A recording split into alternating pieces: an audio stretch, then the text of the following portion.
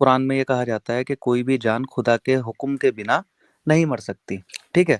ہر کسی کی جو طریقہ ہے اس دنیا سے جانے کا وہ لکھا ہوا ہے، ڈیتھ لکھی ہوئی ہے، یہی ہے۔ جی تو یہ چیز ہے، سپوز کرو کوئی انسان ہے، وہ اس کا ریپ ہوا، وہ مر گیا، ٹھیک ہے؟ تو وہ ریپڈ ہو کے مرے گا، یہ چیز کیا اللہ تعالیٰ نے لکھی تھی کہ وہ اس طریقے سے مرے گا؟ ہوں تو لکھنے کا مطلب ہے کہ اللہ کے علم میں ہے. جی. علم میں ہے، ہوں تو مطلب وہ پورا پروسیس تو، لیکن قرآن تو یہ کہتا ہے نا کہ اللہ کے حکم کے بنا کوئی جان نہیں چھوڑ سکتی یہاں سے، مطلب وہ دنیا سے نہیں جا سکتی، تو اللہ بالکل. تعالیٰ کو حکم ہوا نا کہ یہ چیز ہو جائے اور پھر اس کے بعد وہ انسان۔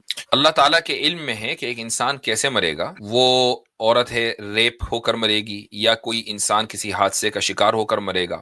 بہت سے لوگ ہیں کہ جو حادثے کا شکار ہوتے ہیں نہیں مرتے. کیا ہر عورت جس کا ریپ ہوتا ہے مر جاتی ہے؟ نہیں، کچھ مر جاتی ہیں، کچھ نہیں مرتی ہیں. کچھ حادثے کا شکار ہوتے ہیں. احمد آباد کی جو فلائٹ لندن جا رہی تھی، اس میں سارے لوگ مر گئے تھے، ایک بندہ زندہ رہ گیا تھا. بھائی سارے ہی چلے گئے، ایک ہی رہ گیا، اس کی موت نہیں آئی تھی.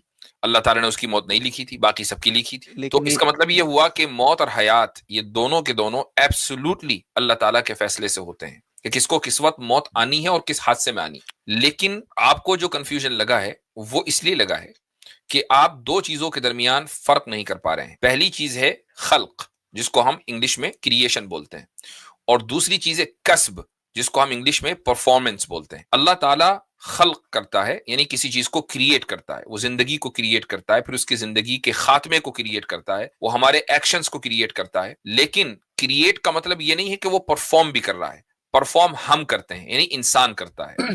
اور جو اکاؤنٹیبلٹی ہے وہ خلق پر نہیں ہے، کریشن پر نہیں ہے. اکاؤنٹیبلٹی ہے کسب کے اوپر، یعنی پرفارمنس کے اوپر.